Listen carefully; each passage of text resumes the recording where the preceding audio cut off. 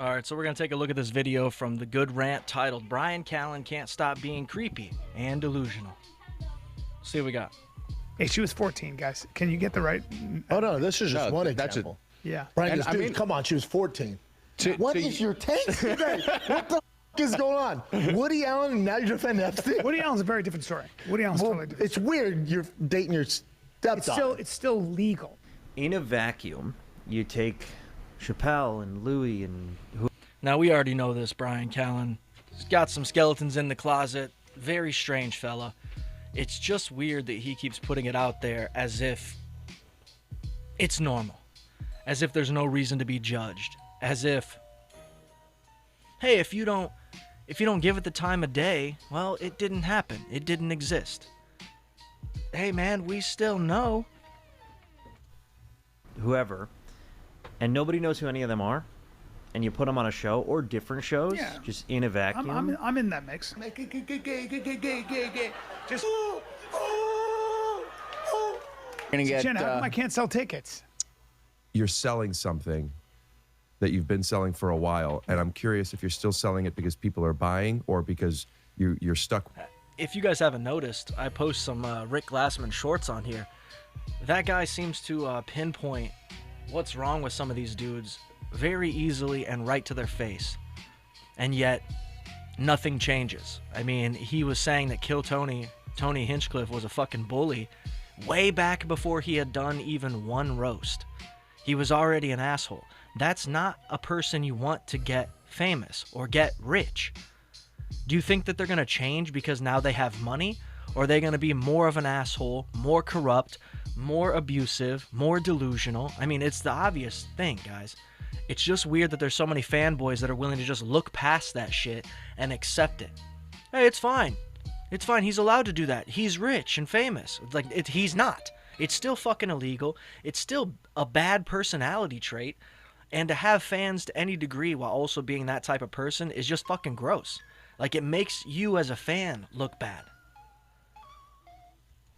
Stuck with this thing, and you have nothing to do with it. 2025 was supposed to be the year that Bryan Callen revived his career after a colossal losing streak in the previous few years. From his cancellation in 2020 to the Bobby Lee drama, in 2025 he moved to Austin to cash in on some Rogan time and get back to good form, but instead he filmed himself bombing at the mothership and released the footage on YouTube 6 months later and called... Now, here's the thing. I could make the argument that Bryan Callen's special didn't do great on YouTube because...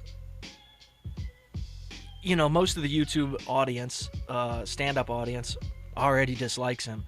But it didn't do good in the actual mothership because he's not doing the atypical mothership material, right? The stuff that we know works there, the stuff that we know that people use and abuse. Bryan was actually just on stage doing what Bryan does. And that doesn't work for that audience. You would think you'd know that after being a comedian for 37 years. Called it false gods. And now the Woody Allen apologist Bryan Callen continues to humiliate himself with these outdated bits, and then what's more disturbing is these really creepy takes that he's eventually forced to apologize for. I don't buy all the allegations. I looked into all that. I don't buy any of it. No, I've never looked I think it's into it. all bullshit with Woody Allen. Bryan has had a long career, multiple stand-up specials, a lot of acting gigs, But and the other thing that I want to add here, obviously, is I feel bad for the Red Bar fans. I mean, I like Red Bar. Fun guy. Win at all these dudes. But him being gone certainly isn't helping. Right? Because a lot of these comedians are being like, well, the fucking main guy who targets us isn't around. We can basically do whatever we want. That's why you got Bryan doing that weird show where a comedian could win $10,000 for writing a commercial for some bullshit product. That's the stuff that Red Bar being around kept the comedians from doing. They were like, hey, we're not going to embarrass ourselves. Bad Friends isn't going to put out some dog shit attempt at a game show, okay? Because that's going to be that's material for sure that Red Bar is going to mock, that all of his fans are probably going to tear apart. And because Red Bar isn't around, they get to do it. They don't care about the fact that Elephant Graveyard exists, American Redact exists, The Good Rant, Podcast Cringe, all these channels exist to do the same thing. Why were you so afraid of Red Bar? What makes the difference? Because I would imagine Elephant Graveyard and American Redact are getting the same type of numbers. The same people are viewing that shit to that level as they did Red Bar, but yet you still keep making dog shit? You keep purposefully embarrassing yourself. Why? Because Mike David's not around? It's absurd.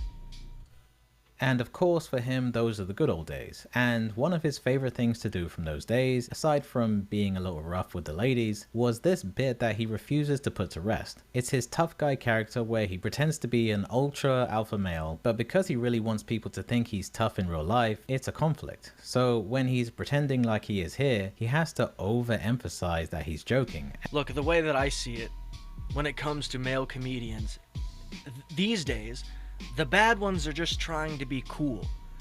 They're trying to be cool. They're trying to be edgy. They're trying to be, you know, the special guy. It's no different than a female comedian today thinking that they're somehow hot or attractive. It's the same idea. Like, guys, you're the clown. Okay? You're the clown. Do your fucking funny and then move on. Stop trying to be this extra person or extra personality that you're not and never have been. You're not cool, you've never been cool, and it's not going to happen just because you're trying to convince us that you are. And so it makes the bit even more unfunny than it already is. What I like to do is chase an animal for a while. Do you have any video of this? I do. I like to watch the animal's adrenaline. I get it spiked, and then I slay the animal at peak chase.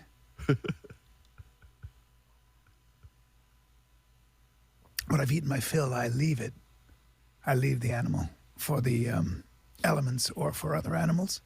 Now, see, I at least can understand Bryan Callen and his humor more so than I can somebody like Tony Hinchcliffe.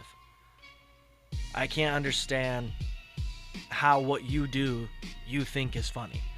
Because they're writing the jokes down. They're practicing it on stage. And then they're calling it a special. And you're like, hey man, you should just do those for you. You should just do those at the mothership. Nobody else gets it. Tony Hinchcliffe in his most recent special said that he's been studying other races. And then he says that black guys don't eat eggs and Asians can't drive. I mean, 3rd grade shit, my guy. 3rd grade. It's embarrassing, but this is what we got given thanks to the great Joe Rogan. These are the comedians that are being pushed out, and the comedy that we're supposed to endure. Fuck that. Revolt against it. Stop watching the shit. Let them go away. Let it die.